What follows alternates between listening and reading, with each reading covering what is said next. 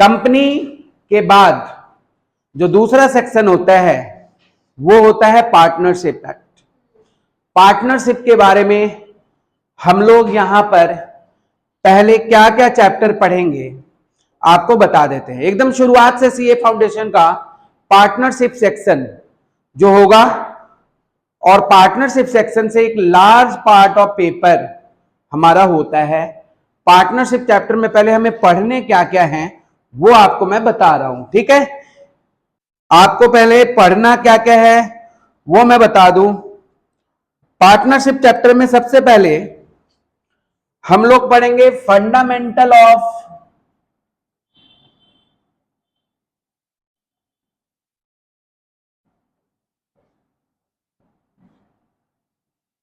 Partnership.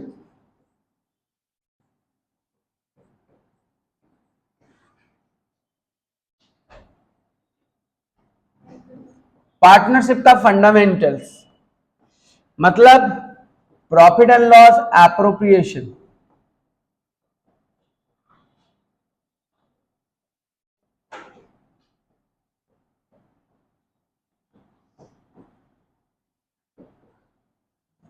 Profit and loss appropriation जो कि आपने क्लास 12 में भी पढ़ा है। एकदम शुरुआत क्लास 12 से ही होगा ये चैप्टर। इसके पहले हम लोग समझ लेते हैं कि हम लोग क्या क्या पढ़ेंगे। दूसरा नंबर वैल्यू पार्टनरशिप फंडामेंटल के बाद आप पढ़ेंगे treatment of goodwill in partnership account. Goodwill treatment,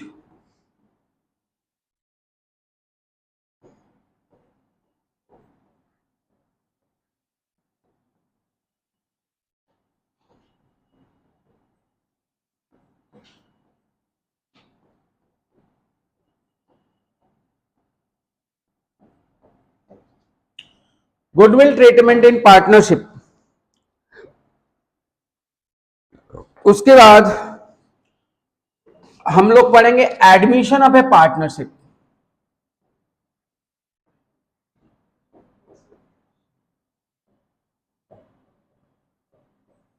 और एडमिशन ऑफ ए पार्टनर।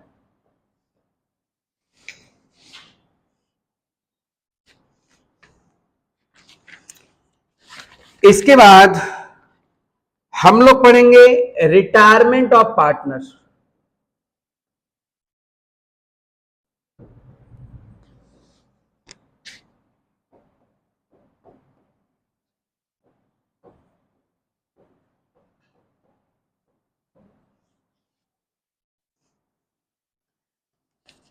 इसके बाद हम लोग पढ़ेंगे डेथ ऑफ अ पार्टनर।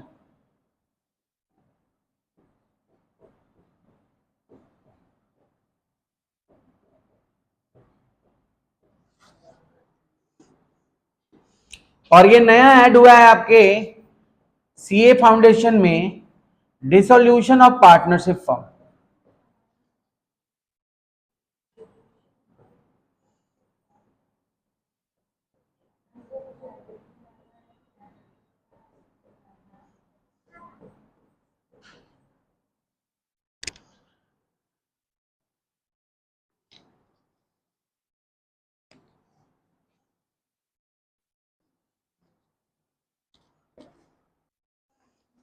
ये इतने पढ़ने हमें। डिसोल्यूशन ऑफ पार्टनरशिप में भी अलग अलग टॉपिक्स है, जिसमें अलग से हम इस चैप्टर को डिवाइड कर देते हैं। पीस मील डिस्ट्रीब्यूशन, ये एक चैप्टर रहेगा आपका पीस मील डिस्ट्रीब्यूशन, जो आप किसी भी बोर्ड के हो शायद पहले कभी नहीं पढ़े होंगे। पीस मील डिस्ट्रीब्यूशन, ठीक है, पीस मील डिस्ट्रीब्यूशन अनोखा नाम है, तो हम लोग भी इस अनोखे चैप्टर से ही शुरुआत करते हैं। पीस मील डिस्ट्रीब्यूशन जो नहीं हुआ है, अपना पहला क्वेश्चन क्या था, पहला टारगेट ये था। जब आपका क्लास स्टार्ट हुआ था तो मैंने बताया था कि जो चीज हम लोग नहीं किए हैं उसे करके पहले खत्म करें, क्योंकि हम लोग admission of A partner, retirement of A partner, ये सब से बहुत क्लास 12 में माथा लगाए हुए हैं, उसमें ज्यादा टाइम नहीं लगेगा। लेकिन जो चीज नहीं हुआ है, चाहे वो पार्टनरशिप का चीज हो, चाहे वो कंपनी का चीज हो, जैसे मैंने रिडेम्पशन ऑफ डिबेंचर आपको पहले कराया, रिडेम्पशन ऑफ प्रेफरेंस शेयर पहले कराया, बोनस शेयर, राइट शेयर पहले कराया, क्योंकि आप जानते नहीं हो वो सब चीजों के बारे में, वो चीज बता दी तो आपको एक बार लगने लगेगा हल्का फुल्का कि आपका सिलेबस ओवरऑल कंप्लीटेड है। भले आप पार्टनरशिप के सम्स देखोगे, आप पिछले क्वेश्चन पेपर में देखिए जो अभी जून में आया हुआ है, जो अभी सितंबर में आया हुआ है, आप क्वेश्चन देखोगे आपको लगेगा 12 में हम लोग वही सब सम किए हैं, पार्टनरशिप के एडमिशन का और रिटायरमेंट का। उसमें एक चैप्टर है डिसोल्यूशन, पार्टनरशिप में जो नया ऐड हुआ है, ये पहले सीए फाउंडेशन के सिलेबस में नहीं था, अब ये ऐड हुआ है। तो हम लोग इसमें एक टॉपिक है पीसमील डिस्ट्रीब्यूशन, ये चीज मैं पहले करवाने का अब सोच लिया, अचानक सोचा था पहले सीधे जाऊं, पहले फंडामेंटल ऑफ अकाउंटिंग कराऊं, फिर रिटायरमेंट एडमिशन ये सब चीज कराऊं, लेकिन नहीं, अब सोचा कि जो हम पहले ही बोले थे वो हमें याद आ गया कि पहले हम लोग अननोन चीजों को खत्म करने हैं, इसीलिए मैं पीसमील डिस्ट्रीब्यूशन आपके सामने आज प्रेजेंट कर रहा हूं। क्या होता है पीसमील डिस्ट्रीब्यूशन, आप देखिए। डिसोल्यूशन का ही पार्ट 2 है, डिसोल्यूशन में 2 पार्ट है, डिसोल्यूशन में बहुत सारे चीजें ऐड हुए हैं जो आप लोग किए थे, उसके अलावा यहां पर पीसमील डिस्ट्रीब्यूशन एक चैप्टर ऐड हुआ है। देखिए क्या होता है, ये पहले कॉन्सेप्ट को समझेंगे। पीसमील डिस्ट्रीब्यूशन प्रैक्टिकल पार्ट यहां पे कर रहे हैं हम लोग। इसमें 2 मेथड्स हमारे पास है, एक होता है मैक्सिमम लॉस मेथड।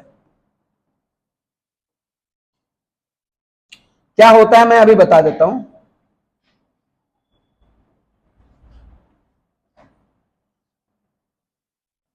और दूसरा मेथड का नाम होता है surplus capital method.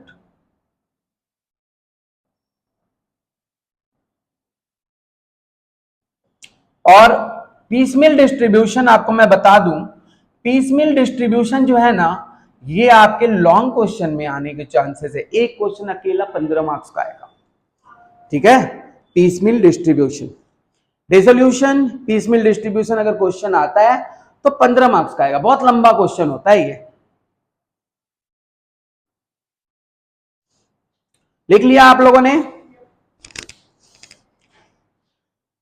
CA foundation के पीसमील डिस्ट्रीब्यूशन में हम लोग अब आगे बढ़ने वाले हैं। क्या होता है पीसमील डिस्ट्रीब्यूशन, पहले समझ लेते हैं। देखिए हम लोग को पता है बिजनेस पार्टनरशिप है। पार्टनरशिप मतलब म्यूचुअल कंसेंट से शुरू हुआ था, फ्री कंसेंट से, तीनों पार्टनर मिलजुल कर पार्टनरशिप बिजनेस स्टार्ट किए थे। लेकिन जब बिजनेस नहीं चल पाता है, बिजनेस अचानक बंद हो जाता है, इस केस को हम लोग डिसोल्यूशन कहते हैं। एक पार्टनर रिटायर्ड हो गया, एक पार्टनर आ रहा है, एक पार्टनर मर गया, इससे कोई भी फर्क पड़ता है, उसको हम लोग कहते हैं reconstitution of partnership business. Partnership को फर्क पड़ता है, पार्टनरशिप का बदलाव होता है, पार्टनरशिप खत्म नहीं होता, partnership is never and, partnership will continue after admission, retirement, death, सब कुछ होने के बावजूद भी। लेकिन जब डिसोल्यूशन होता है, क्या होता है डिसोल्यूशन, तो business will and, business over, खत्म। अब आप जब बिजनेस खत्म हो गया है, बिजनेस जब आप खत्म कर चुके हो, तो इसका मतलब यह है कि भाई आप, ऐसा नहीं है ना कि आप कोई पूजा पाठ में बैठे थे, चलो आपका मन नहीं लगा, बीच में आप उठ के चल दिए, ऐसा तो नहीं। आप पार्टनर से बिजनेस कर रखे हो, आप बहुत सारा लाइबिलिटीज बिजनेस मार्केट से ले चुके हो। आपके पास बैंक लोन खड़ा है जो आपने चुकाया नहीं, आपको क्रेडिटर को पेमेंट देना है जो आपने दिया नहीं, आपने टैक्स का पेमेंट देना है जो आपने दिया नहीं, आपने बहुत सारे खर्चों को बचा के रखा है, मतलब उधार रखा है। अब पेमेंट कैसे करेंगे, बिजनेस तो बंद हो रहा है, शटर डाउन करके जब हम चले जाएंगे अपने अपने घर, as we know there is a separate legal entity. होता है क्या लीगल एंटिटी? पार्टनरशिप में नहीं होता है, क्योंकि अगर हम बिजनेस बंद करके जाएं तो वो जो बैंक के लेनदार हैं, वो क्रेडिटर्स हैं, वो हमारे घर तक आ जाएंगे रिकवरी करने के लिए। क्योंकि हमारा पार्टनरशिप प्रॉपर्टी क्या है, हमारा जो बिजनेस है वो लिमिटेड लायबिलिटी नहीं होता, अनलिमिटेड लायबिलिटी होता है। कौन सा लायबिलिटी होता है? सोल प्रोप्राइटरशिप और पार्टनरशिप के लायबिलिटी क्या होते हैं? मतलब अगर हम किसी भी तरह से पैसे देने में असक्षम होते हैं, पैसे नहीं चुका पाते हैं, तो creditors and lenders will reach to our house, हमारे घर आ जाएंगे और हमारे घर के सब कुछ नोच नोच के ले जाएंगे, टीवी उठा के ले जाएंगे, पोछा तक उठा के लेके चले जाएंगे, क्योंकि उनको पैसा रिकवरी करना है। अब बात वो घर में तभी आएंगे, घर में वो तभी आएंगे जब हम उनका पैसा चुकाएंगे नहीं। अच्छा, हमारे पास उनका पैसा चुकाने का एक तरीका है, हम जिस तरह से लायबिलिटी क्रिएट किए हैं उसी तरह से तो एसेट्स भी बना के रखे हैं। क्लियर है? जिस तरह से हम लायबिलिटी क्रिएट करके रखे हैं उसी तरह से तो हमारे एसेट्स है। ठीक है, कोई बात नहीं, बिजनेस बंद हो रहा है लेकिन हम लोग आपका पेमेंट करके जाएंगे। किसका? क्रेडिटर्स का, लेंडर्स का, गवर्नमेंट का, जिसका भी पेमेंट हम करके जाएंगे। इसके लिए हम क्या करेंगे? रियलाइज करेंगे। क्या रियलाइज करेंगे? हम एसेट्स बेच देगा, बिल्डिंग बेच देगा, सब बिक्री कर देगा, डेटर से पैसा कलेक्ट कर लेगा, सब पैसा कलेक्ट करके हमको जो भी रिसीव होगा वो हम पैसा सबसे पहले किसको देगा? लोन वाला लोग को देगा। वो पैसा हम किसको देगा? क्रेडिटर्स को देगा। ये सब पैसा देने के बाद जो पैसा बच जाता है वो पैसा किसका होगा? अपने में बांट लेंगे। इसी बंदर बाट को हम लोग कहते हैं पीसमील डिस्ट्रीब्यूशन। तो हम लोग घर चले जाएंगे लॉस करके। मतलब अगर हमको पैसा देना हो, आपका बिजनेस जब पूरी तरह से क्लोज हो जा रहा है, business will shut down, business हमेशा खत्म हो जाएगा। तो एक बात बताइए, डिसोल्यूशन में हम लोग के पास सबसे पहले तो लाइन लग जाएगा लेने वाले लोगों का। सबसे पहले लाइन में कौन खड़ा रहेगा पता है?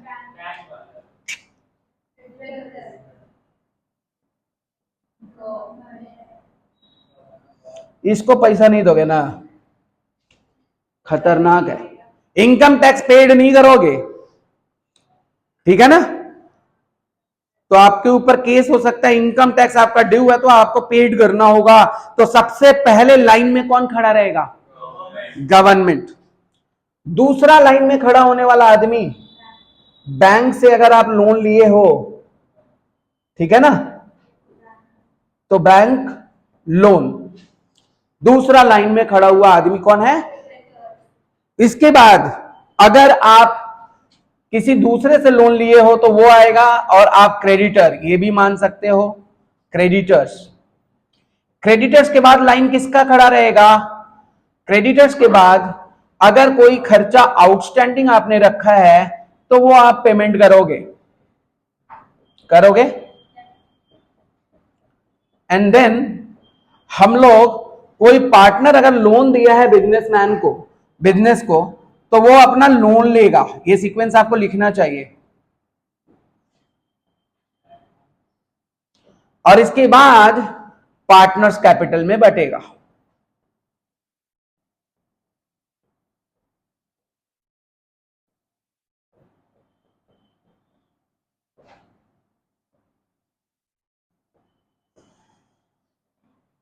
ये है आपका पीसमील डिस्ट्रीब्यूशन, और ये हम लोग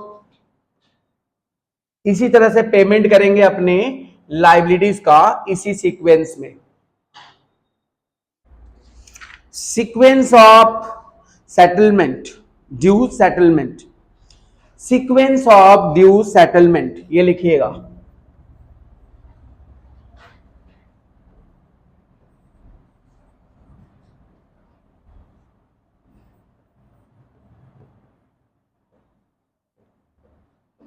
है ना भाई?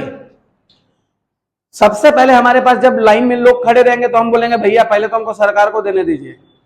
वो नहीं देंगे ना तो आप लोग किसी को भी पेमेंट नहीं कर पाएंगे। तो सरकार का जो भी ड्यूज है उसका खत्म करना है। लाइन में दूसरा आदमी बैंक लोन, भैया वो भी सरकार ही का है, आप कुछ भी बोलो, उसका लोन नहीं चुकाएंगे ना, हमारा नंबर नहीं आएगा। तीसरा नंबर हमको उधार देने वाला आदमी, वो तो छोड़ेगा नहीं, घर पहुंच जाएगा, वो मेरे को जानता है। आउटस्टैंडिंग वेजेस वगैरह है, लेबर वगैरह, घर पहुंच जाएंगे, है ना, ताली वाली तोड़ कर ले जाएंगे घर का, वो भी सब जानते हैं। सबसे पहले हमको चुकाना है। बात हम कर रहे हैं, आज कंस्ट्रक्शन का दिन है, आज 17 सितंबर है, विश्वकर्मा पूजा, और हम लोग बात कर रहे हैं डिस्ट्रक्शन का। आज डिसॉल्व हो रहा है। क्या हो रहा है? बिजनेस खत्म हो रहा है। जो मशीन आपने बड़े प्यार से खरीदा है, पूजा करते थे विश्वकर्मा पूजा के दिन, आज उसे आप बेच रहे हो। आज नहीं, आज बेचने के लिए रेडी हुए हो, जरूरी नहीं कि आज ही बिक जाएगा। अब हम टाइम लेगा कि भैया ये सारा प्रोसेस में ना मेरा 2-3-4 महीना लगेगा। बोलो मैं अचानक कोई मंगला हाट थोड़ी है कि हम ले जाकर सब सामान रख देंगे और बेच देंगे। इसमें तो हम लोग डील करेंगे, किसी एजेंट को पकड़ेंगे, वो मेरा रियलाइज करवाएगा, वो मेरा बिकवाएगा, फिर उसको ब्रोकरेज देंगे, कमीशन देंगे, धीरे धीरे पैसा आएगा तो धीरे धीरे हम चुकाएगा। ये है हिसाब। हम लोग जो मेथड अभी करने वाले हैं वो है सरप्लस कैपिटल मेथड। आपका सीए इंस्टीट्यूट का पेज नंबर है 10.230, हाईएस्ट रिलेटिव कैपिटल मेथड।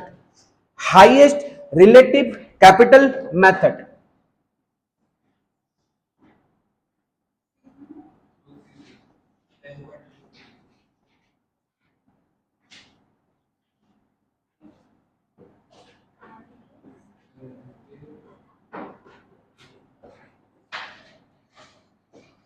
एक ही क्लास में वादा करते आपको ये टॉपिक सिखा देंगे, एक ही क्लास में, लेकिन सब्जेक्ट्स प्रैक्टिस बहुत करने अपने आप को। इसके सीए इंस्टीट्यूट के सम के अलावा मैं आपको 5 सम और प्रैक्टिस करवाऊंगा अपने, बहुत special selected question piecemeal distribution के, ठीक है। और ये क्वेश्चन आए आप विश करिए, बहुत फेवरेट चीज होता है ये समझ जाने के बाद, ठीक है। हाईएस्ट रिलेटिव कैपिटल मेथड, जिसको हम लोग कहते हैं सरप्लस कैपिटल मेथड शॉर्ट में।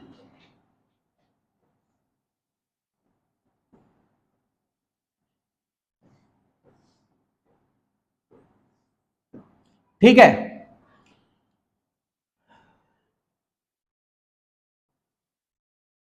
लिख लिए क्या? चलिए, अब आप पीसमिल डिस्ट्रीब्यूशन का तो मतलब समझ ही गए होंगे। पीस मिल डिस्ट्रीब्यूशन मतलब टुकड़ा टुकड़ा करके बांटना। टुकड़ा टुकड़ा इसलिए हो रहा है क्योंकि मेरा जो एसेट्स है वो एक बार में रियलाइज नहीं होगा, वो होगा तब आपको बुलाया जाएगा, अगले महीना आइए, रियलाइज हो जाएगा तब आपको पेमेंट किया जाएगा, और वो भी प्रायोरिटी। अब जिस तरह से आपका सेटलमेंट हमें पे करना है उसी तरह से पे करेंगे, इस तरह से एक सीक्वेंस बनाएंगे। एक बहुत ही समझदार आदमी यहां पर खड़ा रहेगा और वो पीसमिल डिस्ट्रीब्यूशन का काम कराएगा, ठीक है ना। और वही उसके हिसाब से ऑर्डर आएगा कि बिजनेस डिसॉल्व हो चुका है, बिजनेस खत्म हो चुका है, तो ऑर्डर के हिसाब से हमको पेमेंट करना है।